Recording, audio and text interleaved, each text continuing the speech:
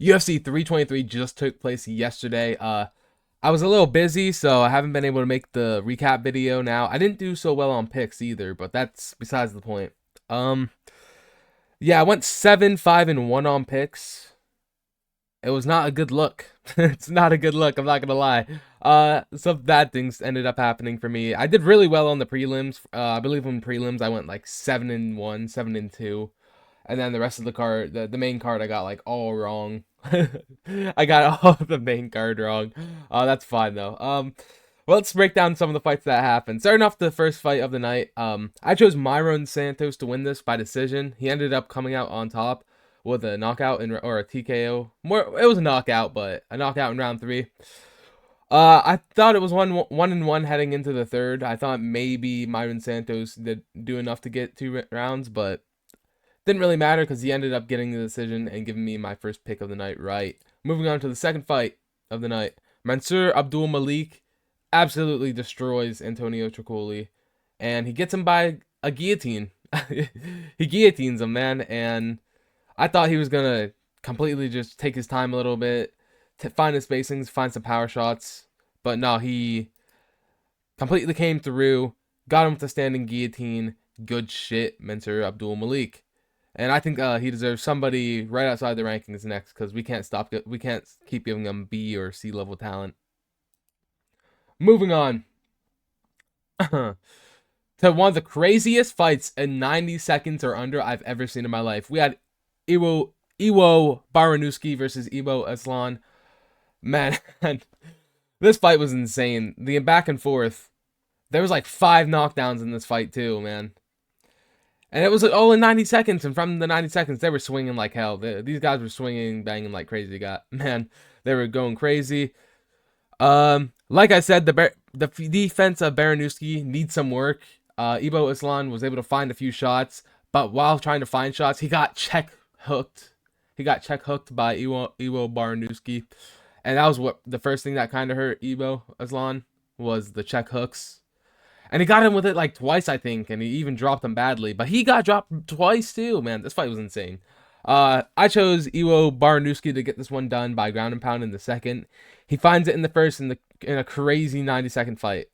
Yeah, this fight was insane. It wasn't 5 knockdowns, I guess. I remember it being crazy, crazier than it was, but it was still a crazy fight. And man, moving on to another fight I got right. Jalen Turner versus Edson Barboza. Man, this fight was a little rough to watch.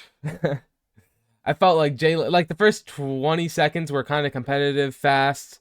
Jalen Turner hits him with an elbow that cuts Edson Barboza open. And then he lands a crazy combo, like 3-strike combo that wobbles Edson Barboza badly. And Barboza's getting hit a little, kind of not too crazy of shots to follow up at first, and then he gets back up and he's just following him the whole time. He stays on him. Edson Barboza starts slowing down. Jalen Turner picks up the pace a little bit, finds more shots, and gets himself a TKO victory in round 1. Welcome back to the UFC, Jalen Turner. His style is amazing. He only has finishes, I believe, in the UFC. Good finishes. Sorry, good submissions, good striking too. So I'm glad to see him back in the UFC. Glad to see him getting wins in the UFC again.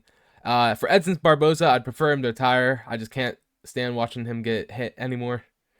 It's kind of just terrible to watch sometimes, and this was one of those times where it was terrible to watch because other than some hard kicks and some hard overhands, he got kind of destroyed by Jalen Turner. And yeah, Jalen Turner gets me another pick of the night. So moving on to another fight I got right. I got this one kind of what I thought exactly was going to be like. I kind of pictured this to be not quite an eventful fight, but a fight where Bruno Ferreira is landing the harder shots and doing most of the damage and busting Vittori up a little bit. And that's how it was for the first 2 rounds. Round 3, Marvin Vittori started coming back in the round, started getting all these strikes that you see here. He was behind in strikes for the first 2 rounds completely, I believe. And yeah, he got his takedown even. I believe that was also in round 3, so maybe he did win round 3. But Bruno Ferreira looked pretty well, I guess, as well as you can look against Marvin Vettori. Marvin Vettori is nothing too crazy to beat, but he still is one of those ranked guys who probably beats a majority of unranked guys. Who knows, and even at this point, well, I guess we'll see, because maybe he'll get some fights there. Moving on to the opener of the prelims, and the first fight I got wrong. First, completely outclassed Nazim Sadikov. That's just how it is. He stayed at distance the whole fight, stayed picking crazy hard shots, used his leverage in the clinch well, kept Nazim on the fence a few times, took him down and got him in crazy position, took the back, and was looking for a choke most of the time in the first round. And then round number 2 starts. He is staying on the outside, using the clinch. Nazim Sadikov still trying to work his way on the inside, meeting some shots from Fares. And Fares, what was it? Was it 2 elbows? He wobbles Nazim Sadikov with like an elbow, and then he hits him with another elbow that drops him at the end of the round. And he's like hitting him a few times, and the round ends, and the ref calls it after the round. But it was a good stoppage. Nazim Sadikov got up. He was wobbly. Didn't look too good, so it was good to see that stoppage. And a good win from Fares, and I can't wait to see what's next for him. Definitely ranked opposition. That's like 6 or 7 wins in a row. Would love to see some ranked opposition for him next. Moving on. Macy Barber versus Karine Silva. I chose Macy Barber to win this one by decision, and that's exactly what happened. Moving on. I'm kidding. The first round, Karine Silva had a majority of control time, and Macy Barber, she reversed it and got a few elbows at the end, but I'm still pretty sure she lost that round. And then round 2 takes place. Macy Barber stays on top majority of the time that I can remember. I was washing dishes while this fight happened at my job, not gonna lie. Excuse me. Yeah, I was washing dishes while this fight was happening, mostly just listening to what the announcers were talking about. So, but yeah, I was looking back every now and then, and I saw her a majority on top in that time. She had Karine Silva in a weird position. Or sorry, Karine Silva had Macy Barber in a weird position where it was almost like a half triangle choke some of the times. But she was unable to find it. So, Macy Barber does exactly what I said she would do. She stuck off most of the takedowns, was able to land the bigger shots, and yeah, she gets herself a win and the first time in over a year, I believe. Moving on to Chris Duncan versus Terrence McKinney. Chaos, like I thought this fight was gonna be the whole time. Terrence McKinney stays on him the whole time. He did not get a knockdown. Wow, that's crazy. Yeah, he didn't knock Chris Duncan down. He had Chris Duncan hurt very badly. Or so the refs, or not refs, the announcers were saying. I don't think he was actually hurt too crazy. He was ducking, but he was going away. He was shelling up a little bit, which is always a little scary, but he was finding those better shots that hurt Terrence McKinney, man. Like, he was buckling almost every time Chris Duncan would hit him with that straight right hand as he was going forward. And he hurts McKinney very badly and even drops him. And he's doing these weird pitter-patter kind of half shots. Cause I don't know what he was. I don't know if that was a tired thing or if that was like preserving the brain of Terrence McKinney thing. But Chris Duncan hits him with these kind of not too crazy shots. And the ref is just watching, man. He's just watching as Chris Duncan's hitting Terrence McKinney. And Terrence McKinney's getting hit. He falls on his knee again. The ref still doesn't stop it. And Chris Duncan, I forget what submission it was. I think it was a Darce, maybe an Anaconda. But he finds that submission in the first round. Crazy fight for as long as this one lasted. And I got this one right. Moving on to the fight that I was not confident in picking, but I still chose it anyway because I thought he was going to actually shoot for more takedowns. Hey, it is what it is. So, I mean, 2 in 2 minutes is better than nothing, I guess. Anyway, yeah, Grant Dawson does hard kicks. he throws hard roundhouse kicks to the left hand of Manuel Torres. Starts trying to find his own combos to get him thinking about the takedowns. Or sorry, so he can shoot his takedowns and land them. But Manuel Torres stuffs his takedown. I believe I forget what position they ended up in, but he stuffs his takedown well. Manuel Torres and him start some exchanges. Grant Dawson shells up, and I believe it was a left uppercut, kind of maybe a left hook that dropped Dawson at first, but Dawson gets dropped badly. Manuel Torres, I knew the fight was over right when Dawson got dropped. I was like, oh, that's it. And yeah, Manuel Torres, a little bit of a few shots after that gets the win, and yeah, good for Manuel Torres. I believe that's 2 in a row for him. He finds himself in the number 14 spot. Grant Dawson, you will not be replacing Islam Makhachev. Yeah. Moving on. To the first fight of the night, or yeah, the first fight of the main card, which was actually a pretty good fight, guys. I'm not gonna lie. The shots. People were saying this fight was close. I thought this fight was pretty close. I thought Jan Block. Oh my goodness, Jan Blachowicz was landing the cleaner shots and should have probably gotten the scorecards, but I can understand how they gave it one of the rounds a 10-8, whatever. Just the way it is. Good fight. Yeah, moving on. Moving on. There's not much I can talk about. This fight was a draw. Decision draw, or yeah, decision draw, a majority draw. Very disappointed with the outcome, but what can you do? Moving on to another fight I got wrong. Peyton Talbot out grapples Henry Cejudo. Oh my goodness. Yeah, he out grapples Henry Cejudo. He drops him. He hurts him badly to the body a few times. This was a clinic from Peyton Talbot. Peyton Talbot looked good, man. He looked really good for this fight. He was landing his outside shots. He was cracking Cejudo to the head, to the body, attempting to throw some knees. Had some good takedown defense. Take Henry Cejudo down twice in round 1.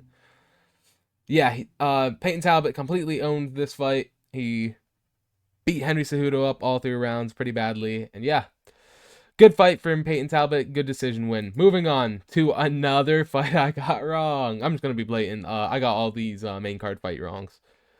Main card fights wrong. Moving on. This fight, oh my god, man. This is a weird such a weird stoppage. But I understand. This fight, round 1, they're on the feet. They end up in this weird kind of triangle position the whole round. Brandon Moreno, holy crap. Brandon Moreno has Tatsuo Taira shoots a takedown, and Brandon Moreno kind of has him in a triangle the whole round. And that's where they go. Not much has landed. Tatsuo Taira hits him with a few weird body shots in the weird position, but they're not powerful at all because he can't really generate power from that position. And yeah, round 2 starts. So yeah, then round 2 starts, and unfortunately for my dumbass, I wanted to go grab a water, so I come back and the fight is over. But that is a-okay. From what I was able to get though, Tatsuo Taira gets the back of Brandon Moreno, does some ground and pound. Brandon Moreno works his way back up a little bit, so I can see the argument for the bad stoppage, but I don't really have an opinion on that yet. It was enough shot. It was enough shots for me to understand why the ref will have stopped it, but they weren't the most damaging shots. But yeah, Tatsuo Taira makes a statement, gets a win over the number 2 ranked and former champion Brandon Moreno. So yeah, good for him. Maybe he might be getting a title shot next because of the next fight. The most disappointing thing that could happen in a championship fight happens. Yes, I say it's the most disappointing thing. It's the most disappointing thing to have happen to you as a champion and as a challenger because nobody wants to win the belt that way. Well, probably people do want to win the belt that way. I mean, hey, no damage, but they really do one exchange. Pantoja goes for a 1-2 head kick.